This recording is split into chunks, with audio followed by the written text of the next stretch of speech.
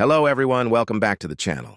Today's video covers a breaking and intense development in the ongoing conflict between Russia and Ukraine. In recent days, Russia has unleashed one of its largest and most coordinated strikes since the beginning of the war, targeting multiple Ukrainian cities, power stations, and critical infrastructure.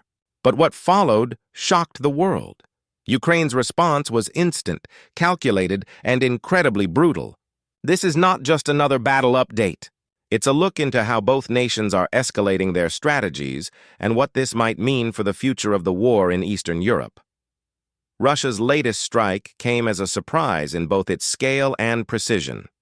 Reports indicate that in a single night, Moscow launched a wave of over 100 missiles and drones, hitting several key locations across Ukraine, including Kyiv, Kharkiv, Odessa, and Lviv. The targets were not random.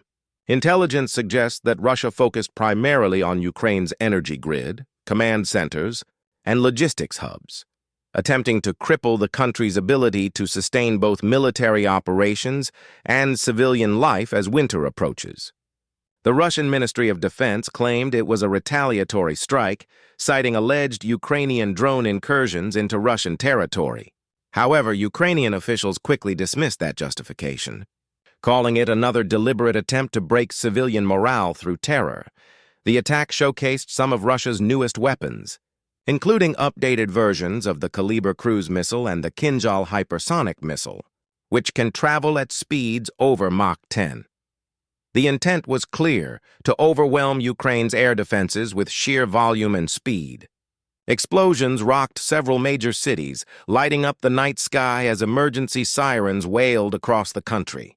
Despite the magnitude of the attack, something remarkable happened. Ukraine's air defense network, strengthened through Western aid and advanced systems like the Patriot and Iris-T, managed to intercept a majority of the incoming missiles. Ukrainian officials claimed a success rate of nearly 80%, which, if accurate, represents one of the highest defensive performances seen in modern warfare. But Ukraine didn't stop there. Within hours of the Russian strikes, Ukrainian forces launched a rapid counteroffensive, one that stunned even seasoned military analysts. Using a mix of drones, long-range missiles, and special forces raids, Ukraine targeted several Russian positions deep behind the front lines. Explosions were reported near key Russian logistical bases in Crimea, Belgorod, and even near the city of Kursk. Satellite imagery later confirmed that multiple ammunition depots and fuel storage facilities had been destroyed. It was a message sent loud and clear. Ukraine would not just defend, it would strike back hard. What made Ukraine's response particularly striking was its speed and precision.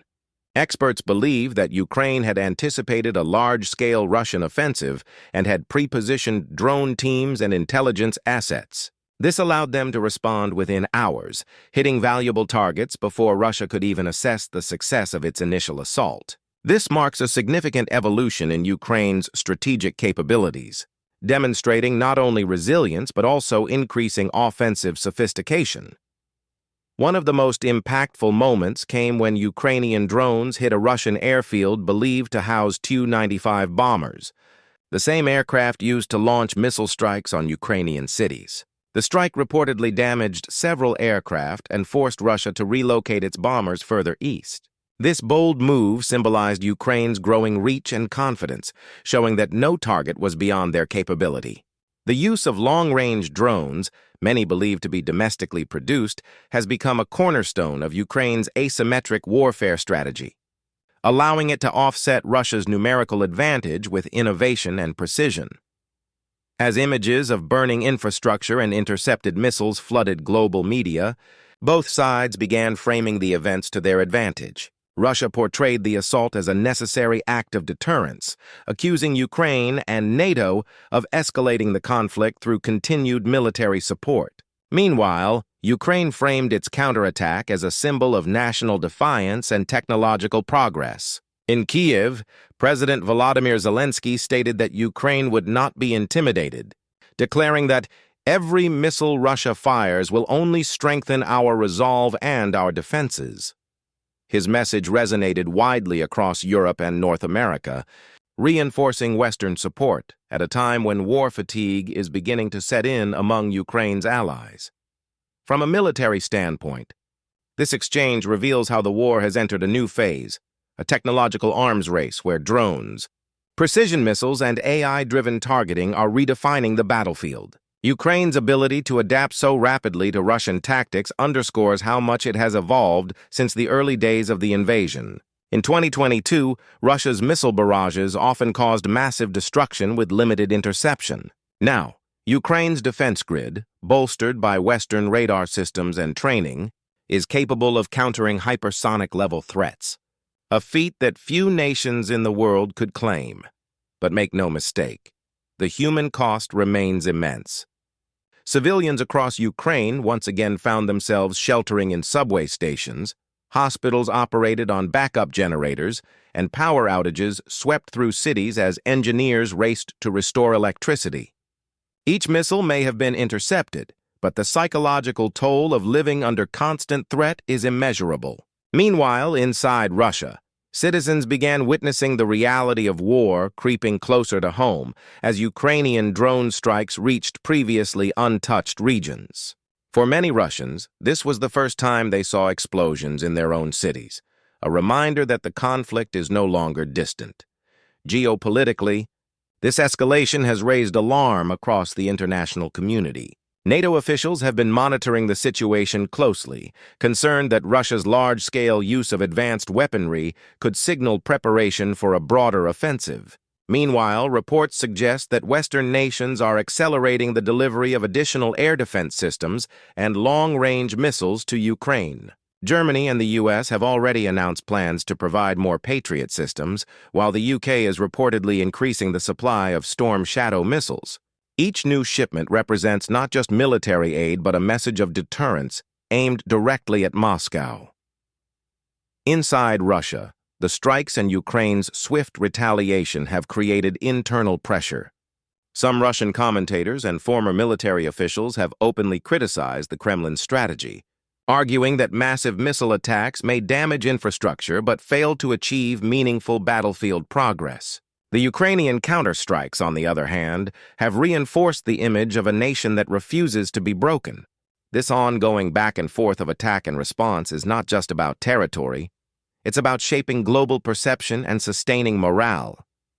As both nations gear up for what could be another winter of heavy combat, the stakes are rising. Russia is likely to continue targeting energy infrastructure, hoping to freeze Ukraine into submission. But Ukraine's rapid counterattacks and strengthened defense suggest that the days of uncontested Russian bombardment are over. This dynamic, one side using overwhelming force, and the other responding with speed and precision, illustrates the new nature of modern warfare, a constant cycle of adaptation. Looking forward, the implications of this latest exchange go far beyond the battlefield. Every strike and counterstrike is being studied by military strategists worldwide. The lessons learned here will shape the future of drone warfare, missile defense, and hybrid conflict. Ukraine's ability to counter a massive Russian offensive with immediate retaliation has proven that smaller, tech-driven militaries can stand against much larger powers through innovation and resilience. In the end, while the world debates who won this particular exchange, one fact stands clear. Both nations have entered a stage of total warfare, where technology, intelligence, and endurance will decide the outcome. Russia's massive strike was intended to break Ukraine's defenses, but instead, it exposed just how advanced and determined those defenses have become. Ukraine's instant and brutal response was not just a counterattack. It was a declaration that this war will not end on Russia's terms. As the conflict deepens and both sides push the limits of their military capabilities, the world is witnessing the transformation of warfare in real time. What began as a regional conflict has now become a global case study in resilience, innovation, and the unrelenting will to survive. And as the dust settles from this latest exchange, one question remains. If this is just the beginning of the next phase, how far are both nations willing to go before the world steps in to stop it?